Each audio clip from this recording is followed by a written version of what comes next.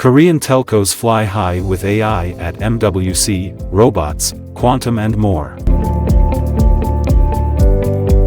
SK Telecom is showcasing AI advancements at MWC, such as chatbots, spam detection, and an AI quantum camera with uses. Litmus Plus monitors crowd movements for purposes.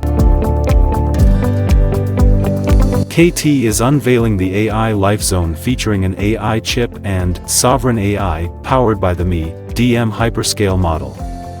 They also introduce urban air mobility technology, AI air traffic management, and energy-efficient solutions for telecom infrastructure.